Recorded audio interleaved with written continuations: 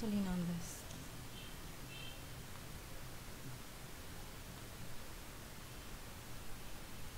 Okay, welcome to the live stream. This is our third time doing this. Yes, and It's still a bit experimental, I Well- know. but I haven't. Excuse me one second. I've been busy with other things, so I can't do regular videos right now. And what I've been busy with is mainly doing a movie, That's as of course right. you know. I'm not sure Yes. everyone there knows. And it's very exciting because this is my first time doing a lead role.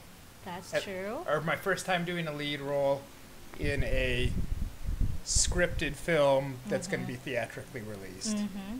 So, So I am excited. My friends are excited.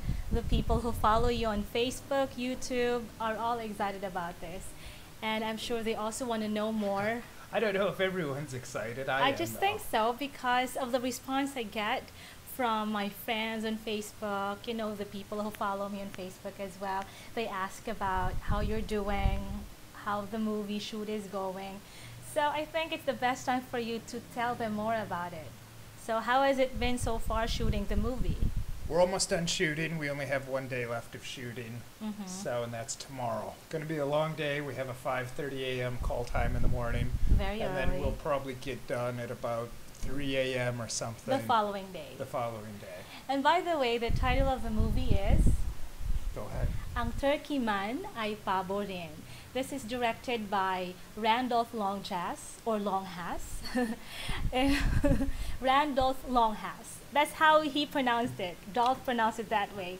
Well, as what people should know, though, is yes, I am the leading man of the film, but I'm still actually only the number 2 build, or the number 2 in the movie.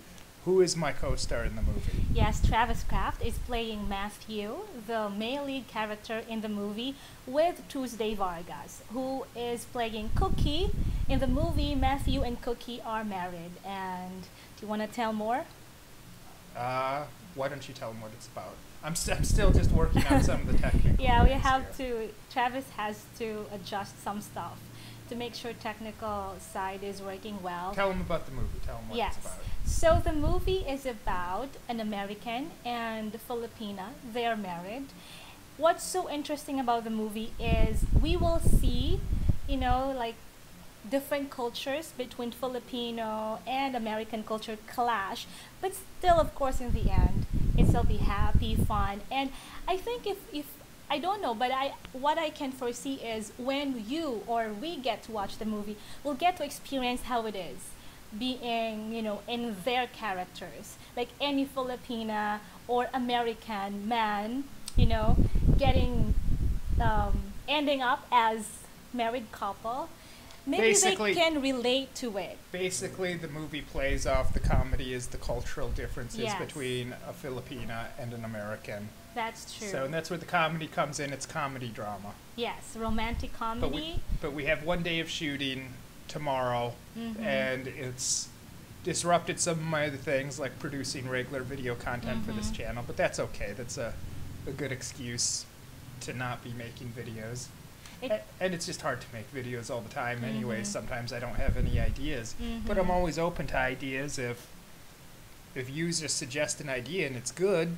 Sometimes I ask for people to suggest ideas and they don't send me any good ideas, but I don't mind suggestions. Of course. And speaking of, acting, this is not Travis's. This is not the first time for Travis to act, but this is the more exciting part. Well, this is the first time I played a lead role lead in a role. theatrical But feature you've film. acted in other movies already, even in Yeah, America. well, a lot right? of these guys know that. Yeah. Maybe not everyone, but a lot of guys so know just that. I've so been doing this a those- while. Because I noticed. This like, is some- also Tuesday Vargas's, from what she told me. Yeah. This is her first time as a lead too. Yes, exactly. She said she normally plays a supporting character, plays a friend.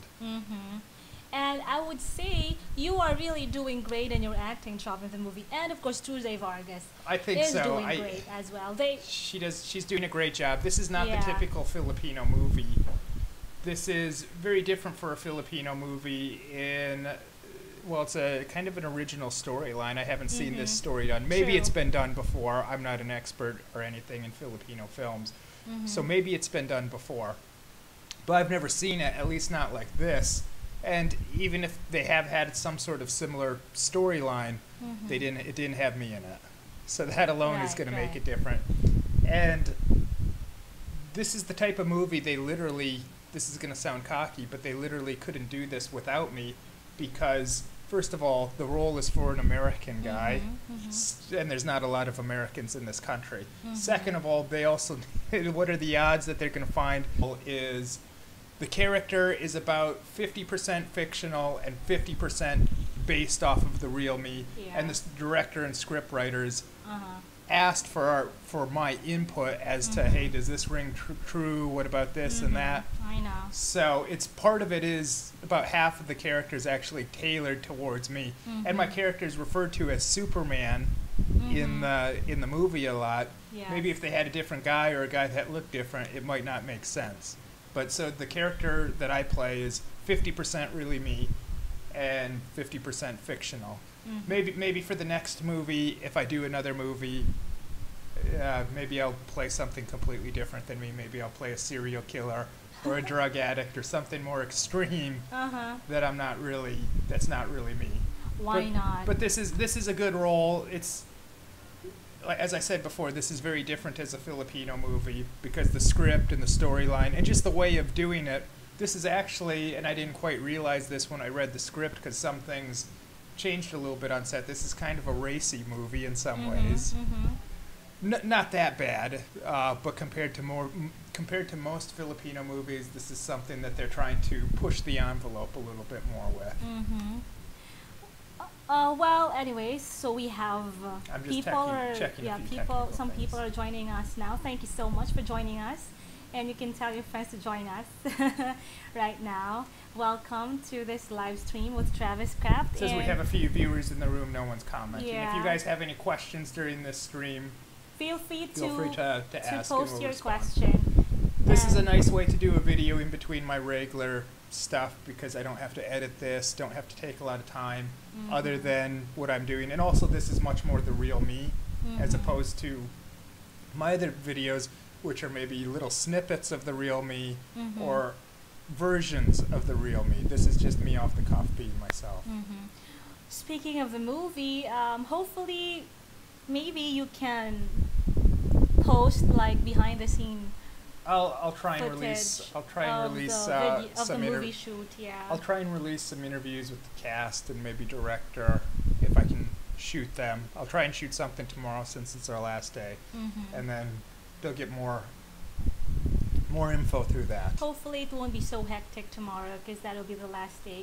They're gonna have a And- lot to do. Yeah, but you already have a video on your channel with Julia Clarete. It's not about the movie, by the way, but We just shot it on the it's- set, goofing around, If you haven't seen it yet, check it out. 'Cause and not many it's- people have watched it It's a yet. fun video to watch. Here's the thing about subscribers on YouTube, and Mhm. everyone puts a lot of emphasis on subscribers and the Mhm. importance on it.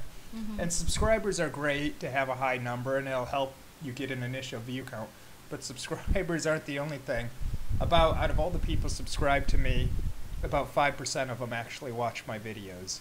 The rest are probably people not signing into their accounts, or maybe they see the thumbnail and the title, and maybe they're just not interested, or whatever. But not just for me, but for everyone, they say only about 5% of subscribers watch your videos. So in other words, if you have 100,000 subscribers, which is a lot, and it's hard to get that many, that's still only going to account for about 5,000 views on your video. So the secret to getting high view counts is to get in the search, the YouTube algorithm for search and related videos. And how do you do that? Well, no one knows. If you knew the answers to that, every video you did would have a lot of hits. It remains a mystery up to now. And of huh? course, also the title, the video, and the thumbnail. The title, the video, and the thumbnail are what make people actually want to click it. Yeah, right. So, And guys, if you just joined us, feel free to post your question. You can ask us anything under the sun, as long as it's not like, There's no a questions yet sensor from the room. sensor in Filipino, as if MTRC was gonna check. So I enjoy doing these live streams. This is only the third one we've done. It's a lot of trying to get a lot of technical things out of the way. And we don't really plan anything out necessarily in terms of topics to talk about, although if someone's in the room and they want to ask something. But if I could get the hang of this, it'd be fun to do this almost on a weekly basis. And that way people could get me and him to rehearse. But he probably thought I was rude. I hope because I don't like to rehearse. When I rehearse before I shoot at these scenes in a movie, I rehearse like my lines, but it's just to memorize the lines. Yeah. Like, I like to not rehearse the way I'm really going to do it, because when I get in the scene, I like to just kind of see how things play out and play off the other actors and kind of I like to see where it takes me, the emotions and how the scene is playing out, and then like I respond and react according to that, and we just see where the scene goes for the acting. But like rehearsing, I just do it to memorize lines. And they wanted me and him to rehearse and him to kind of coach me a little bit. But I was telling him, like, they were trying to force me to, and I was like sitting down with him. I said, I don't want to do this. He probably thought I was a bit rude, like, oh, I'm too good to rehearse with him or something. It's nothing like that. It's just I don't like to rehearse and go full out. I like to do it like when we start shooting. That's how like I really like to put my full energy and effort into it. And that's when I kind of like figure it out, and I just let the emotions or whatever's supposed to be happening take over. And that's just me. I probably should have explained that, because he probably thought, oh, this guy's a bit of a jerk. Well, maybe he thinks he's too good to like... I remember, I think I kind of told him that you're not really a singer. That's not one all the of more your... reason for me to rehearse it, though, but I didn't want to. That's not one of your special talents. And I think I mentioned it to them, the other people, the other staff who were telling you to rehearse, that you're just gonna do whatever, you're just gonna do it your style. And I don't think it was rude anyways, in fairness. If I see him tomorrow, maybe I'll explain and say, hey man, how would you think of that song? Just so you know, I wasn't trying to be rude, I just don't like to rehearse things full out before I do them. I like to just kind of explain it, just explain them to him, because maybe he thinks I'm a bit of a jerk. But even if he does think I'm a bit of a jerk, life goes on. That wasn't my intention. I don't think he even cares. He's moved on in his life, so I think he probably doesn't care one way or another about me.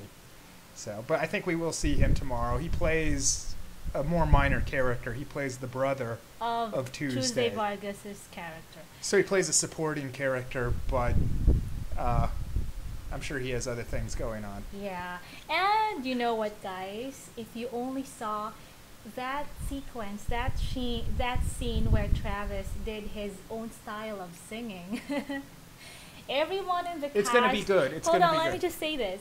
Everyone in the cast and the staff said, wow, that was so good. That was sincere. And they were like, we were touched by that moment. Your moment. So you have to watch out for that. I felt that on the first take, and I didn't even know exactly right before shooting it how everything's gonna play out. But the first take was so good, and I felt like the other actors in the scene, they almost... It sounds like I'm tooting my own horn, but it seemed like the other actors were kind of tearing up a little bit at the emotional moment, and it didn't seem like they were just acting. It seemed like they were genuinely surprised, especially because they had a lot of supporting characters that weren't in the other scenes with me and hadn't really seen me act before, but they're like, oh wow, this is really something when we were doing that. I felt that from the cast and crew, and like the cast, of course, they're supposed to be acting in the scene, but I felt like it was very genuine, as in it was very touching. But it's just, it worked really well.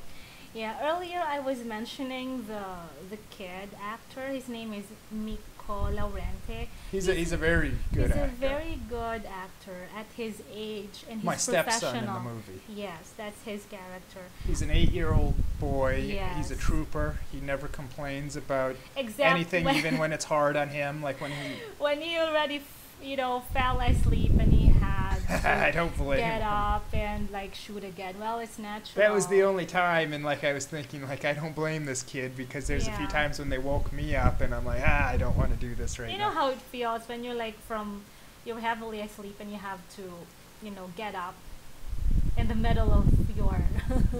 Well, I'm very happy to be doing this movie, even if not everything is perfect or ideal. The truth is, this is a very ambitious movie, which I think is a good thing. It's a very ambitious movie, very top-notch crew, good directors of photography. You look at the monitor, everything looks just fantastic for this type of movie. And what's also good about it is it's a very human story.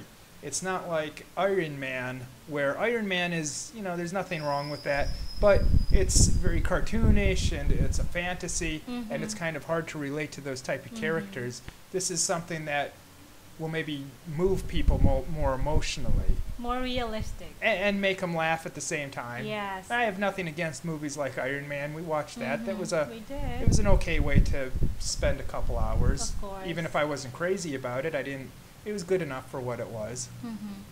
And another thing, I am just so excited for this movie because, like what you mentioned earlier, there's none like this concept, like this plot in TV. Well, you've been in the present. Philippines a lot longer than me, so you would know better like than me if they've done like this type of thing. mixed. What the hell do you call that? Like interracial marriage, and if you are one of the Filipinas who are married to a foreign man, American, And it's a common fantasy of a Caucasian. lot of women here. I don't know about men. Maybe they fantasize no, about no, marrying what American I'm trying to women. say is, when you watch it, you'd surely laugh. I'm not saying that every single woman is like the character of Cookie in the movie, but you can relate somehow because of how some Filipinos can really be into superstitious beliefs. How we celebrate all these fiestas and stuff like that. Let's just watch out for that. By the way, again, the movie title is Ang Turkey Man Ay Pabo Rin. This is one of the entries for Semi-Filipino. Another movie entry is with Ate Guy, with the superstar Nora Honor. If you're watching this and you're not from the Philippines, she's considered an important person here. Yeah. Just to explain, That's because why if you're she's- watching this from America, they'll mean nothing to you. Yeah. Well, for Filipinos who are based in America now or in other countries, I'm sure you can still relate to what I'm saying. And of course, Well, the film festival is going to be a big deal, I guess. Yeah. Something else about this is usually if there are a lot of parts that they'd want to give me, or even really anyone, if you're white or you're a foreigner, they're not going to want to give you good roles. Here's the deal about here's the deal about the Philippines. If you're white, the average people will treat you fantastic here. You will never feel I've never went to the mall or went out in the street and felt out of place. I may be a foreigner, but I've never felt like one. The only time that I feel where I'm made to feel like where they want to make me feel insecure about what race I am, or we don't like you because you're different than us, you're a different race, is by people that work in the entertainment industry here. Like I've been told from someone by ABS before that, I don't want to put you on our shows because you're an American. No one's gonna want to see a white person on TV. And I was thinking, are you kidding me? A lot of these people watch American TV shows, American movies. I walk out in the streets, people want to say hi and talk to me and respond very well. And you look at who the god of the Filipinos are, most of them. It's Jesus Christ. They worship the Caucasian God. So to a lot of people, God is white. You really think that the average people in this country dislike white people or don't want to see white people? And what if a Filipino walked into an office in America and they said, you know what, we don't want to put you on our shows because you look different. You're not white. You're not one of us. We don't want you. I said it's very rude when she said that, and of course she's wrong. She probably doesn't even work there anymore, that idiot. But speaking of something along this topic, a show that I've been watching, which airs on 2nd Avenue, is The Mindy Project, and this is an American TV show.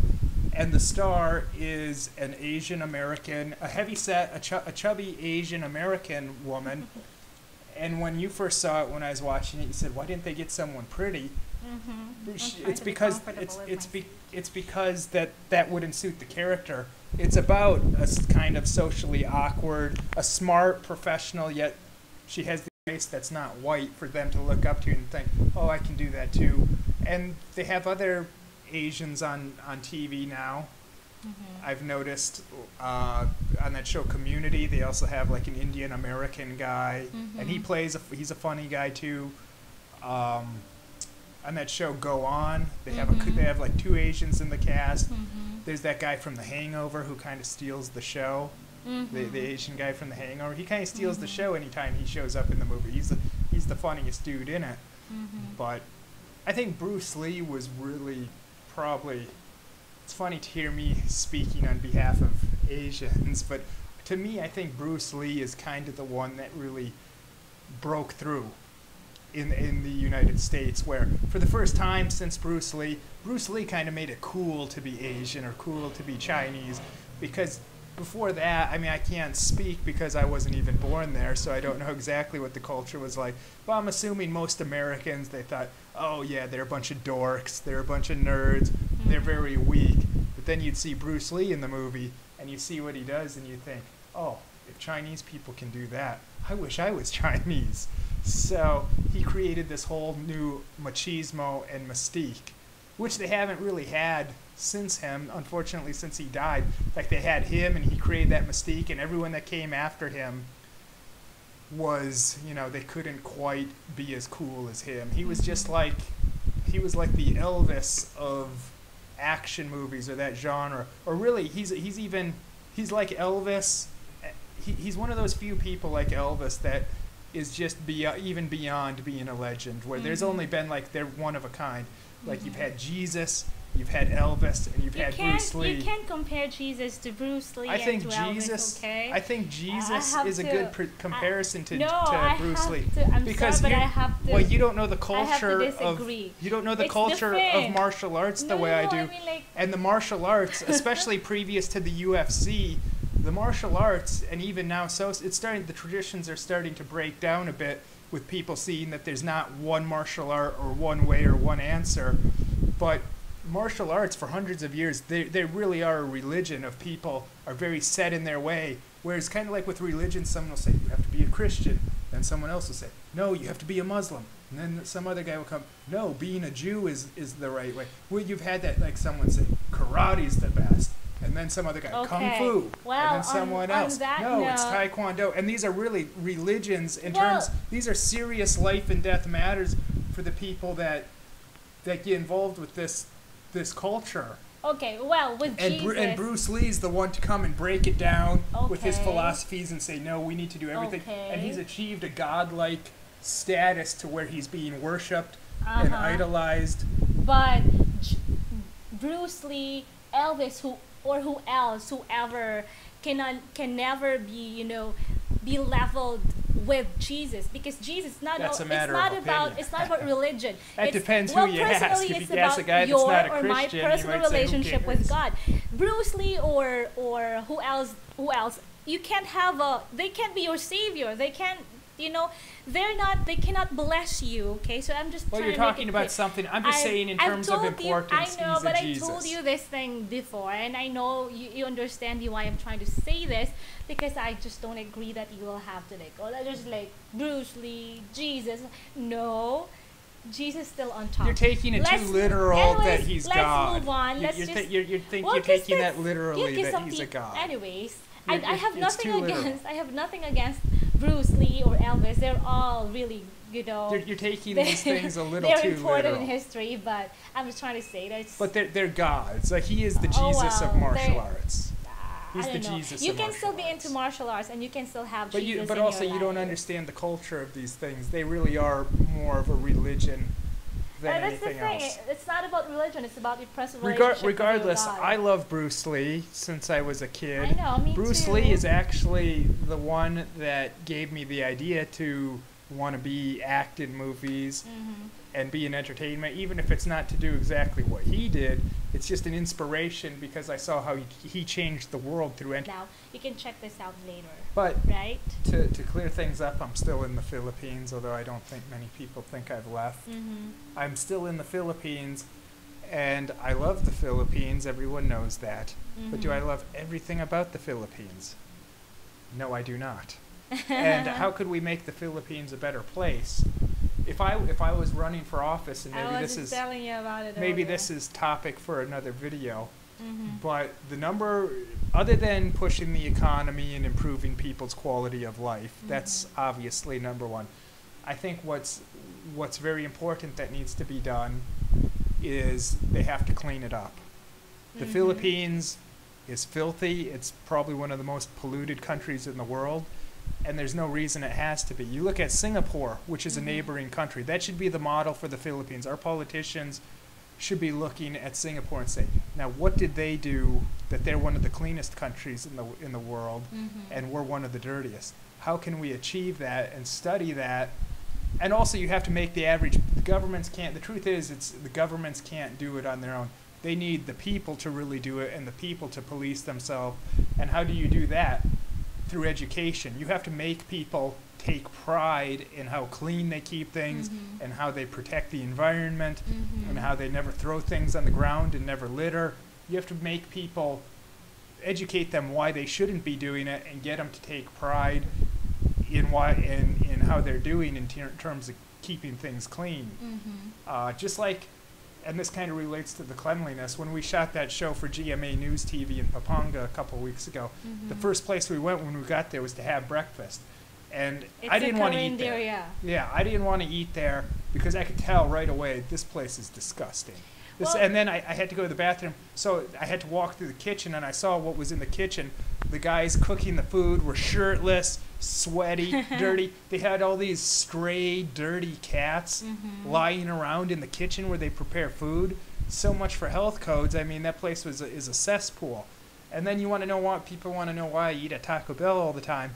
Because they have strict standards. They don't have the stray cats lying on top of the things where they serve food.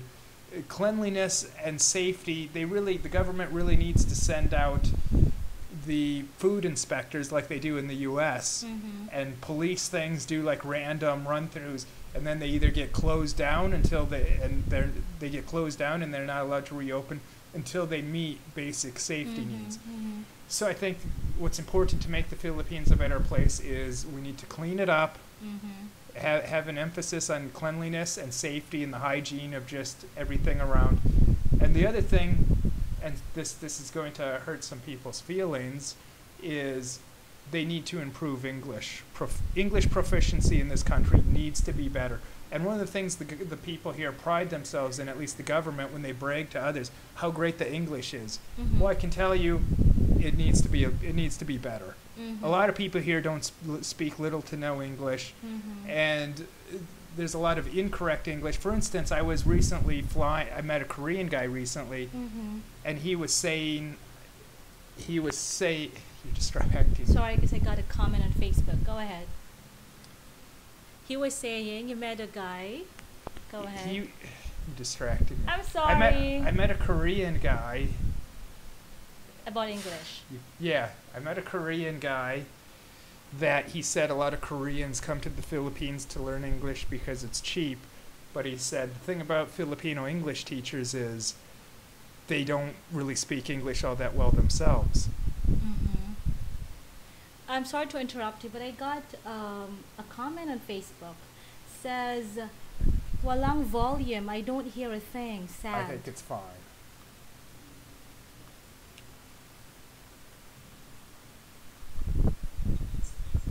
It's fine. Okay. Well, I just got a message because some of the comments I get them on my mobile, and just to You make sure. interrupted me in the middle of my brilliant thing. No, I'm so sorry. Well, I'm talking about. You were saying that you English met a needs to be Korean, yes, and he said that Koreans come to the Anyways, Philippines to learn English. Let me get to the point of this. Okay. Myself, I said Bruce Lee, Elvis should not be leveled with Jesus. I should say Elvis and Bruce Lee should not be compared the same level compared to Jesus. Yeah, but you don't level. really seem to understand. You're Okay. taking it too literally. Well, you shouldn't anyways, even get no, offended. I was just trying to correct myself, the way Enough I of that. constructed my Enough sentence. of that. But as you were asking me, yes, I do notice some English teachers when they make their evaluation or their comments and stuff like that, you'd notice grammatical errors, even, just the way they construct their sentences. I would understand why, because some Filipinos tend to translate Filipinos to English. Like we translate them verbatim. You know what I mean? Where when you can simply translate it in a shorter sentence, in a simpler sentence. But I guess I just want to stay positive about it. I'm sure teachers can still improve to really become excellent teachers. And as other foreigners or other non-Filipinos say, Filipinos are still better English speakers than other Asians. I don't know. What do you say about that? Yes, but that doesn't mean there's room for improvement. That doesn't mean there shouldn't be I improvement. know. That's just what I said. Should always be improvement. Even in the United States, which is such a great country, we have a lot of areas where we can improve upon. There's no doubt about that. But let's get to some other points here before we leave. We're already starting to run long. Celebrity interviews, we've mentioned this before. I started doing them. I kind of quit doing them. I may or may not resume. One thing I've learned is just because you have a celebrity in your video doesn't necessarily mean it's going to get lots of views or that people are going to care. After I did the one with Boy Logro, which I thought there'd be a lot of interest in because he has a daily TV show, that one didn't get hardly any hits, only got 2,000 hits. Probably didn't get in YouTube search the right way or whatever. The only celebrity, I did like a couple celebrity interviews that did pretty well. Kamikaze, of course, which by popular demand, if people want, maybe I'll talk to Kamikaze again. Let me know if you want to hear me talk to Kamikaze. Parokia and Edgar, like that has like around 50,000 hits, not too bad. Ronnie Ricketts, actually, that got a lot of hits. So we'll see about doing more of those in the future. I don't know if I'm the new Oprah of the Philippines or whatever. Probably not, but people have enjoyed at least the ones I did with bands. So we'll see about that in the future. Let me know if you want me to keep doing that and what else. Yeah, and the reason why we were not able to shoot more celebrity interviews and other videos because of Travis's hectic schedule. Like he's shooting a movie now and other stuff that we get busy with. Hopefully soon you'll see another fun video, Travis interviewing a celebrity. So just let him know on his YouTube channel. Or me doing something else. They don't always respond to what I do. My one about Buddhism that I thought was an awesome, fun, educational video. No one wanted to watch for whatever reason. That one came out really good. The conclusion is your viewers, the audience, can really be so unpredictable. So that's why I said you can't just make videos to please your subscribers. A lot of them don't watch anyways. Yeah, do what pleases yourself. Yes, so I think you have to enjoy it before you'll even be able. You'll be confident to. You'll be confident that you'll be able to entertain them. Well, if you guys want to let us know if you like these live streams and want us to do more, that's possible. These are easy to do at least. I don't have to edit or spend a lot of time on at least. I know that with the webcam it's kind of garish and dark looking and all that stuff. We don't really have fancy lighting equipment like studio stuff here. Now it's gonna get dark. Yeah. So just let us know what you guys are thinking about anything and everything. People know a little bit more about me now and had fun with it. Thank you so much for joining us, and I hope I hope we can have more live streams in the future. And if one of my avid gachikas on radio get to watch this, watch out, Ima Speaks will be back on the air soon. Okay, is that it? Are you good? Thank you so much. God bless you all. My name is Imabel.